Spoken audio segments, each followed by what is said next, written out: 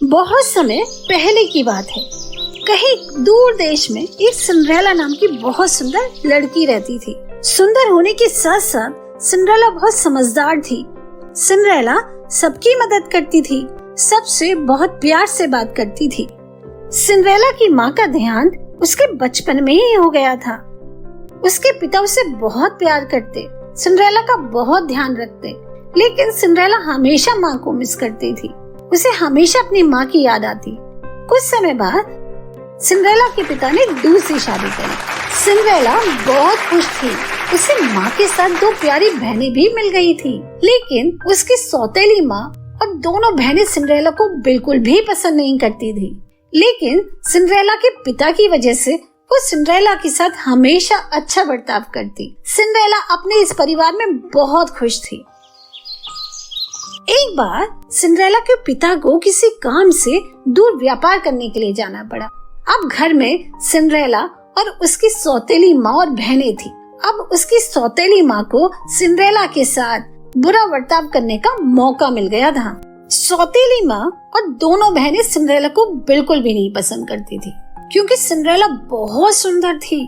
हाथ छूते ही मैली हो जाए। उसका बोल इतना अच्छा कि मुंह से फूल झड़ते। जो भी सिंड्रेला से मिलता उसकी तारीफ करता, और ये सब देखकर दोनों बहनें बहुत कुटती। दोनों बहनें ना तो सुंदर थी और ना ही समझदार। सिंड्रेला के पिता के जाने के बाद सौतेली माँ ने अपना असली रंग दिखाना शुरू कर दिया। उन्होंने एक दिन सिंड्रेला को बुलाया और कहा कि अब तुम इस रूम में नहीं रहोगी, स्टोर रूम में रहोगी। वैसे भी नौकरानियाँ स्टोर रूम में रहती हैं। घर का सारा काम अब तुम करोगी। तुम्हें ही घर की सारी सफाई भी करनी है, बर्तन भी साफ करने और कपड़े भी धोने हैं, और हमारे लिए खाना भी बनाना है। और आज से तुम ये सुंदर वस्त्र नहीं पहनोगी। नौकरानियाँ इतने अच्छे कपड़े नहीं पहनती। सिंड्रेला को बहुत बुरा लग रहा था। ये कैसी माँ है जो उसके साथ इतना बुरा बर्ताव कर रही है। लेकिन सिंड्रेला अपनी माँ को बहुत प्यार करती थी। उसने कहा, ठीक है माँ, जैसा आप कहेंगे मैं सब कुछ करूँगी। सिंड्रेला स्टोर रूम में रहने लगी और फटे पुराने वस्त्र पहनने लगी। लेकिन उसकी माँ और उसकी बहनें उसे तंग करने का कोई भी मौका नहीं छोड़ती थी। जैसे ही सिंड्रेला पोछा लगाती, वो दोबारा उसे गंदा कर देती।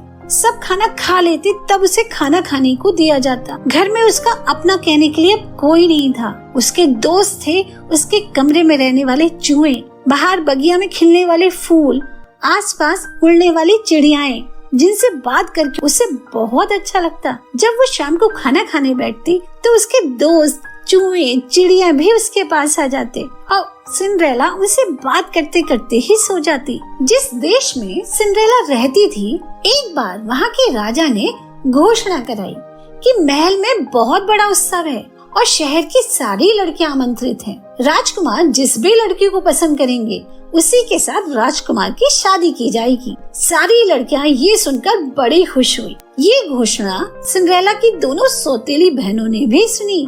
वो भागकर घर आई और अपनी माँ को सारी बात बताई कि माँ, हम भी उत्सव में जाएंगी और सबसे सुंदर भी दिखेंगी। हम में से ही कोई राजकुमार से शादी करेगा। सिंड्रेला भी ये सुन रही थी। उसका मन भी पार्टी में जाने के लिए मचलने लगता है, लेकिन उसे पता था कि उसकी सौतेली माँ उसे कभी भी उस समय नहीं लेके जाएंगी। उसके बाद दोनों बहनें तैयारी में लग गई। वो रोज बाजार जाती, अपने लिए कपड़े, मेकअप का सामान लाती, कभी अपने बाल सजाती, तैयारी करती कि वो राजकुमार से कैसे बात करेगी।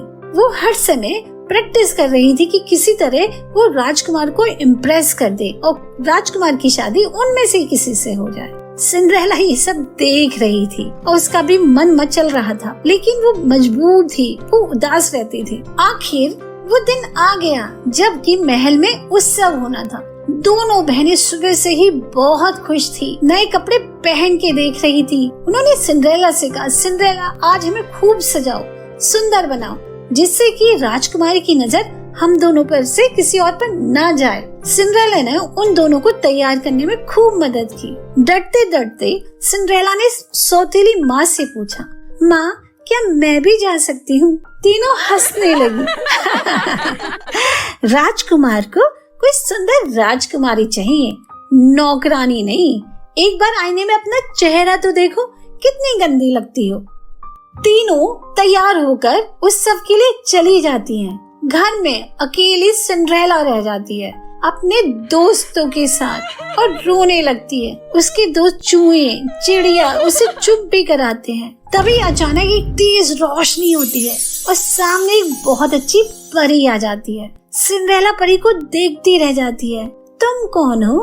परी मुस्कुराने लगती है और सिंड्रेला से कहती है, प्यारी सिंड्रेला, तुम बहुत अच्छी हो, लेकिन दुखी मत हो। तुम उस समय जाना चाहती हो ना, मैं तुम्हारी मदद करूंगी। तुम भी वहाँ पर जा सकती हो, बस मुझे एक कद्दू और 5 चूहे लाके दे दो। सिंड्रेला बहुत खुश होती है और जैसा परी ने कहा था बिल्कुल वैसा ही करती है। वो फटाफट रसोई से कद्दू और अपने स्टोर रूम से अपने दोस्त चूहों को ले आती है। परी ने अपनी जादुई छड़ी को घुमाया और कद्दू को एक सुंदर बग्घी में बदल दिया। फिर वो चूहों की तरफ मुड़ी। उसने उनकी तरफ अपनी छड़ी को घुमाया तो 5 चूहे सुंदर सफेद घोड़े बन गए। परी ने अपनी छड़ी घुमाई और चिड़िया को बग्घी का चालक बना दिया। सिंड्रेला ये सब बहुत आश्चर्य से देख रही थी। उसे कुछ समझ नहीं आ रहा था। तभी परी ने दोबारा छड़ी घुमाई और सिंड्रेला को एक सुंदर राजकुमारी बना दिया। सिंड्रेला के कपड़े, उसके हेयर स्टाइल सब बदल गए थे। सिंड्रेला बहुत सुंदर लग रही थी। सिंड्रेला भी खुद को देखती है तो उसे लगता नहीं कि वो इतनी सुंदर है। परी कहती है, सिंड्रेला अब तुम इस बग्घी में बैठो और महल में जाओ, लेकिन एक बात का ध्यान रखना, मेरा जादू सिर्फ रात के 12 बजे तक ही है। उसके बाद ये सारे सामान अपने असली रूप में आ जाएंगे और तुम भी पुरानी सिंड्रेला ही बन जाओगी।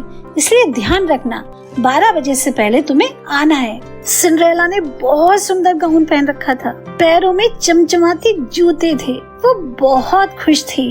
खुशी खुशी वो बग्घी में बैठती है और जाने के लिए निकल जाती है। परी फिर उसे याद दिलाती है कि रात को 12 बजे से पहले तुम्हें वापस आना है। सिंड्रेला परी को थैंक्स बोलती है और बग्घी में बैठकर महल की ओर चल देती है। जैसे ही सिंड्रेला महल में घुसती है, हर किसी की नजर उस पर ही थी। सिंड्रेला की सौतेली बहन उसे देखती ही रह जाती है। जब राजकुमार सिंड्रेला को देखता है तो वो सिंड्रेला पर से अपनी नजरें हटा ही नहीं पाता। वो सिंड्रेला के पास आता है और पूछता है कि क्या मैं आपके साथ डांस कर सकता हूँ। सिंड्रेला हाँ करती है और दोनों डांस करने लगते हैं। दोनों डांस करते हुए इतने सुंदर लग रहे थे कि पार्टी में हर कोई उन्हें ही देख रहा था। सब कह रहे थे कि राजकुमारी की शादी इस लड़की से ही होनी चाहिए।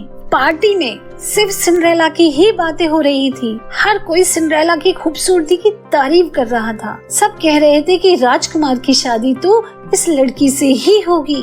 राजकुमार और सिंड्रेला भी नाचते नाचते इतना खो गए कि उन्हें ध्यान ही नहीं रहा था कि क्या समय हुआ है। नाचते नाचते सिंड्रेला की नजर दीवार पर लगी घड़ी पर पड़ती है। 12 बजने में 10 मिनट बचे थे। सिंड्रेला को परी की बात याद आ जाती है। वो राजकुमार को एकदम छोड़ के भागती है। राजकुमार सिंड्रेला को आवाज ही देता रहता है, अरे अपना नाम तो बता जाओ। लेकिन सिंड्रेला भागती ही चली जाती है। सिंड्रेला के पीछे पीछे राजकुमार भी भागता है, लेकिन सिंड्रेला इतने में भागते भागते सीढ़ियों से उतर चुकी थी। जल्दी जल्दी में सिंड्रेला का एक सैंडल भी सीढ़ियों पे रह जाता है। सिंड्रेला पे इतना समय नहीं था कि वो अपना सैंडल उठा पाती। सारे उसके चूहे, कद्दू सब अपने असली रूप में आ गए थे। सिंड्रेला के कपड़े भी बदल गए थे। किसी तरह भागते भागते सिंड्रेला घर पहुंचती है। राजकुमार भी सिंड्रेला का पीछा करता है, लेकिन उसे सिंड्रेला कहीं भी दिखाई नहीं देती। राजकुमार सिंड्रेला को भुला नहीं पा रहे थे। राजकुमार को सिंड्रेला से प्यार हो गया था, लेकिन राजकुमार को सिंड्रेला का नाम, उसका पता कुछ भी नहीं पता था। एक दिन राजकुमार ने अपने सिपाहियों को बुलाया और सिंड्रेला की जूती देते हुए कहा कि जाओ, नगर के हर घर में जाओ, हर लड़की को ये जूती पहनाने की कोशिश करो और जिसके भी पैर में ये जूती फिट आए उसे आदर के साथ मेरे पास लाओ। सिपाही जूती ले लेके हर घर में गए। हर लड़की जूती को पहनने की हर संभव कोशिश कर रही थी। हर कोई राजकुमार से शादी करना चाहता था, लेकिन वो कोई मामूली जूती नहीं थी, जादुई जूती थी। किसी के पैर में भी वो जूती नहीं आ रही थी। एक दिन राजकुमार भी सेवकों के साथ गए। वो सिंड्रेला के घर पहुँचे। सिंड्रेला की छोटी बहनें राजकुमार को देख के बड़ी खुश हुई। सौतेली माँ ने सिंड्रेला से कहा कि कमरे में ही रहना बिल्कुल भी बाहर नहीं आना है। राजकुमार किसी राजकुमारी को ढूंढ रहे हैं, नौकरानी को नहीं। सिंड्रेला सहम जाती है और अपने कमरे में दरवाजे के पीछे दुबक जाती है। थोड़ी देर में राजकुमार दरवाजे पर आते हैं। सौतेली माँ दरवाजा खोलती है। अंदर आकर राजकुमार के हाथ में जूती देखकर दोनों सौतेली बहनें कहने लगती हैं, हाँ राजकुमार, ये हमारी ही जूती है, हमारी ही गिर गई थी। दोनों जूती को पहनने की हर संभव कोशिश करती हैं। तरह तरह से जूती को पहनना चाहती हैं, लेकिन जूती उनके पैर में नहीं आ रही थी। तभी राजकुमार की नजर सिंड्रेला पे पड़ती है। राजकुमार पूछते हैं कि वो कौन है। सौतेली माँ कहती है, अरे कोई नहीं राजकुमार, वो तो इस घर की नौकरानी है। वो तो उस दिन पार्टी में जा ही नहीं सकती थी। ये जूती मेरी बेटियों की ही है। सिंड्रेला को देखते ही राजकुमार के चेहरे पे चमक आ जाती है। राजकुमार को सिंड्रेला को देखते ही पता नहीं क्यों बहुत अच्छा लग रहा था। वो हाथ पकड़कर सिंड्रेला को कमरे से बाहर लाते हैं, कुर्सी पर बैठाते हैं और अपने हाथ से सिंड्रेला को वो जूती पहनाने लगते हैं। सिंड्रेला के पैर में वो जूती बिल्कुल फिट आती है। सिंड्रेला अपने कपड़ों की जेब से दूसरी जूती निकालकर भी पहन लेती है। राजकुमार पूछते हैं, वो तुम ही थी ना जिसने उस दिन मेरे साथ पार्टी में डांस किया था? सिंड्रेला हाँ में सिर हिला देती है। तभी वहाँ पर परी भी आ जाती है। परी अपनी जादू की छड़ी घुमाती है और सिंड्रेला को फिर वही सुंदर प्रिंसेस बना देती है। इस रूप में सिंड्रेला को देख के राजकुमार बड़ा खुश होता है। राजकुमार को अपनी राजकुमारी मिल गई थी। राजकुमार सिंड्रेला से पूछते हैं, क्या तुम मुझसे शादी करोगी? सिंड्रेला हाँ में सिर हिला देती है। दोनों की बहुत धूमधाम से शादी होती है। उसके बाद सिंड्रेला जब तक रही राजकुमार के साथ बहुत खुशी से रही। सिंड्रेला की सारी दुख, सारी तकलीफें खत्म हो गई थी। इस कहानी से हमें यही सीख मिलती है कि जो लोग अच्छे होते हैं, सच्चे होते हैं, उनके साथ हमेशा अच्छा ही होता है। भगवान जी उनकी मदद जरूर करते हैं। किसी समय एक राज्य में बहुत दयालु राजा राज करते थे। राजा की बहुत सुंदर राजकुमारी थी। राजा राजकुमारी को बहुत प्यार करते। एक दिन पता नहीं कैसे राजकुमारी बीमार पड़ गई। बड़े बड़े वैद्य उसका इलाज करने के लिए आए, लेकिन किसी भी वैद्य को राजकुमारी की बीमारी का पता ही नहीं चल पा रहा था। राजा ने बहुत कोशिश की कि राजकुमारी ठीक हो जाए, लेकिन राजकुमारी थी कि उसकी तबीयत दिन पर दिन खराब ही होती जा रही थी। राजा राजकुमारी की बीमारी को लेकर बड़े चिंतित थे।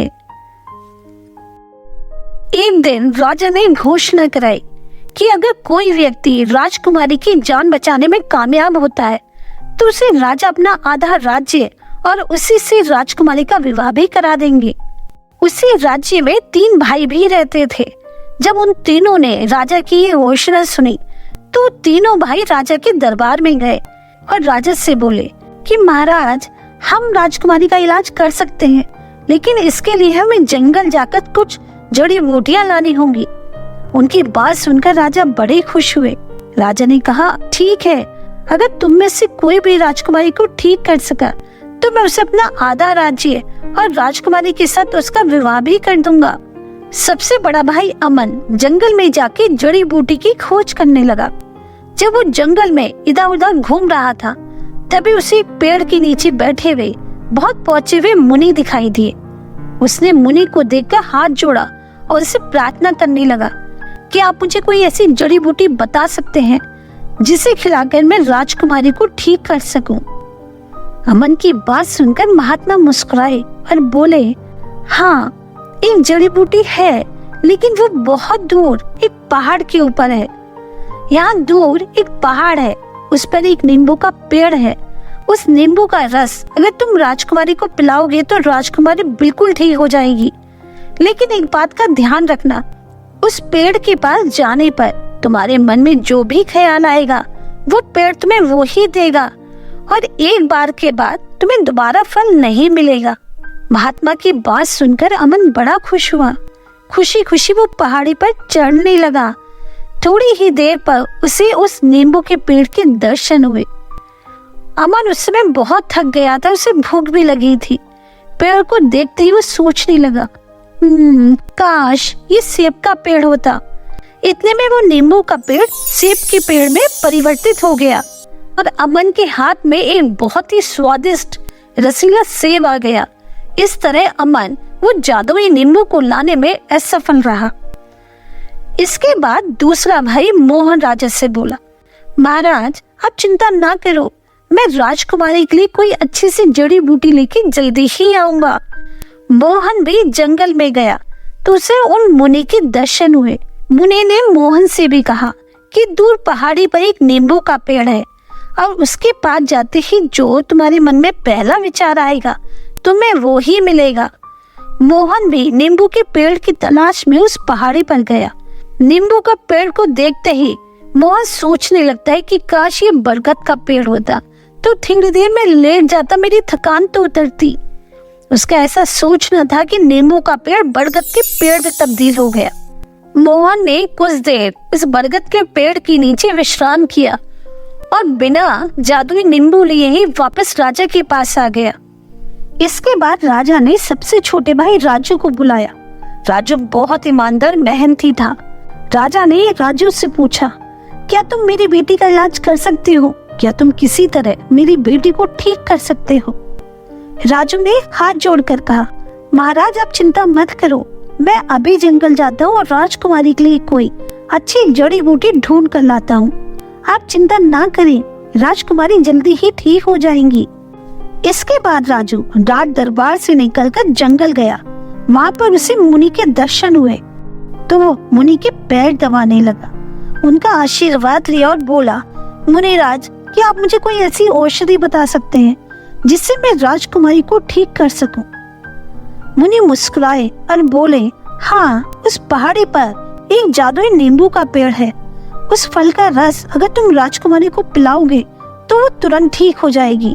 लेकिन एक बात का ध्यान रखना, उस पेड़ के पास जाने पर तुम मन में जैसा विचार करोगे वो जादुई नींबू का पेड़ तुम्हें वो ही फल देगा। राजू ने मुनि का आशीर्वाद लिया और जादुई नींबू के पेड़ की तलाश में आगे बढ़ा। पहाड़ को चढ़ने में राजू को बहुत परेशानी आई, लेकिन फिर भी राजू रुका नहीं, पहाड़ पर चलता रहा। जैसे जैसे राजू पहाड़ पर चढ़ रहा था वो थक रहा था, लेकिन उसे चिंता थी राजकुमारी की। जैसे ही राजू को नींबू का पेड़ दिखाई दिया, वो कहता है, मैं जल्दी से इस नींबू को ले लूं और इसका रस राजकुमारी को पिला दूं, जिससे राजकुमारी बिल्कुल ठीक हो जाए। राजू का सोचना था, जादू पेड़ से एक नींबू टूटकर राजू के हाथ में आ गया। नींबू को देखकर राजू बहुत खुश हुआ। उसने तुरंत उस फल को लिया और वापस राजमहल में आ गया और उस जादुई नींबू का रस राजकुमारी को जैसे ही उसने पिलाया, राजकुमारी बिल्कुल ठीक हो गई। राजकुमारी खड़ी हो गई, ठीक हो गई, खुश हो गई। राजा ने राजकुमारी को जब खुश देखा तो राजा भी बहुत खुश हुए। अपनी शर्त के अनुसार राजा ने अपना आधा राज्य और राजकुमारी का विवाह उस राजू से कर दिया। इस तरह राजू ने अपनी मेहनत साहस से राजकुमारी को बिल्कुल ठीक कर दिया और राजकुमारी और राजू खुशी खुशी रहने लगे।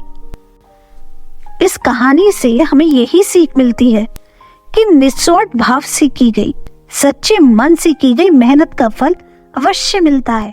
एक समय एक शहर में एक औरत रहती थी, बिल्कुल अकेली। रोजी बहुत उदास रहती थी। उसका अपना कोई भी नहीं था। एक दिन वो ऐसे ही उदास होकर घर के बाहर बैठी थी, तभी वहाँ से परी गुजरी। परी ने जब रोजी को इतना उदास देखा तो उसके पास आई और उसे एक बीज दिया कि तुम जाकर इस बीज को अपने गमले में बो देना। रोजी अंदर गई और उसने बीज को अपने घर के गमले में लगा दिया। अगले दिन जब वो गमले के पास आई तो उसने देखा कि उसमें एक बहुत सुंदर फूल खिला है।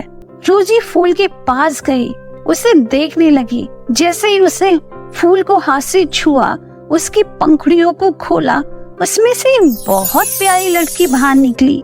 लड़की फूल की तरह बहुत कोमल सुंदर थी और अंगूठे से भी छोटे आकार की थी, इसलिए रोजी ने उसका नाम थमलीना रखा। रोजी ने थमलीना से कहा कि आज से मैं तुम्हारी माँ हूँ, मैं ही तुम्हारा ध्यान रखूंगी, तुम्हें बहुत प्यार से रखूंगी। थमलीना ये सुनकर बड़ी खुश हुई।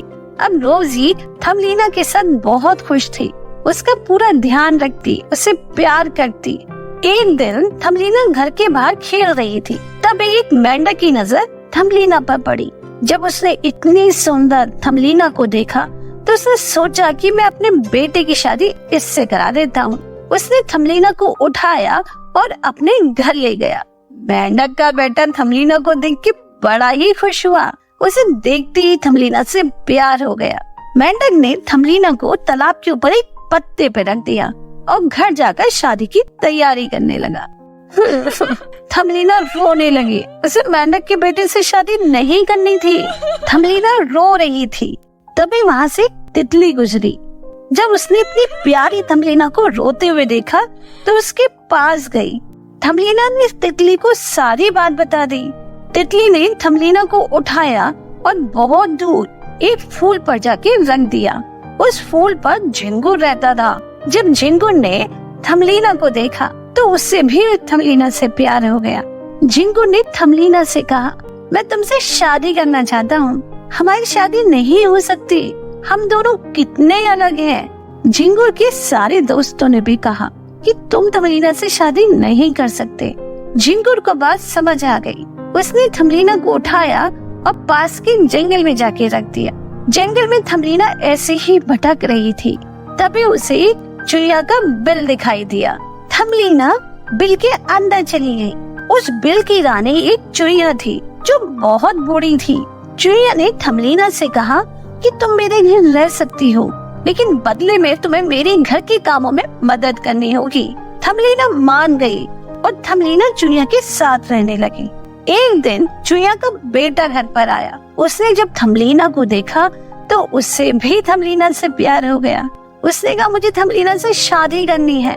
थमलीना को चूहे से शादी नहीं करनी थी, लेकिन वो चिड़िया को मना नहीं कर पा रही थी। एक दिन थमलीना चिड़िया के साथ बाजार जा रही थी। तभी पेड़ पे से एक चिड़िया गिर जाती है। उसके खून निकलने लगता है।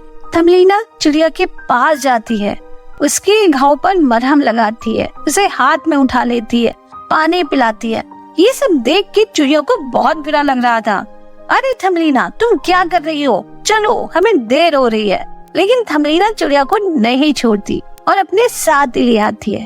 अब थमलीना चिड़िया का पूरा ध्यान रखती, उसकी बहुत केयर करती। धीरे धीरे थमलीना और चूहे की शादी के दिन पास आ रहे थे। थमलीना बहुत उदास रहती थी। एक दिन थमलीना चिड़िया के पास बैठी थी। तब उसने देखा कि चिड़िया उड़ पा रही है। थमलीना बहुत खुश हुई। चिड़िया ने कहा, थमलीना झट से मेरे ऊपर बैठो, मैं तुम्हें यहाँ से बहुत दूर ले जाती हूँ। थमलीना चिड़िया के ऊपर बैठ गई और चिड़िया थमलीना को एक फूलों की नगरी में ले गई, जब चारों तरफ फूल ही फूल खिले थे। बहुत सुंदर नगरी थी। फूलों के राजकुमारी की जब नजर थमलीना पर पड़ी तो उसे थमलीना से प्यार हो गया। वो थमलीना से बोला, क्या तुम उससे शादी करोगी? राजकुमार को देखते ही थमलीना को भी राजकुमार से प्यार हो गया। उसने कहा हाँ। तभी वहाँ चिड़िया पहुँची। चिड़िया भी बोली कि ये राजकुमार बहुत अच्छा है, बहुत नेक दिल है, अगर तुम इससे शादी करोगी तो बहुत खुश रहोगी। थमलीना को भी राजकुमार से देखते ही प्यार हो गया। वो हाँ कर देती है। शादी के बाद थमलीना को भी पंख मिल जाते हैं। थमलीना फूलों की राजकुमारी कहलाने लगती है और राजकुमार के साथ अब थमलीना बहुत खुश थी। इस कहानी से हमें यही सीख मिलती है कि हमें हमेशा दूसरों की भलाई करनी चाहिए। अगर हम दूसरों का भला करते हैं तो हमारा भी अच्छा ही होता है।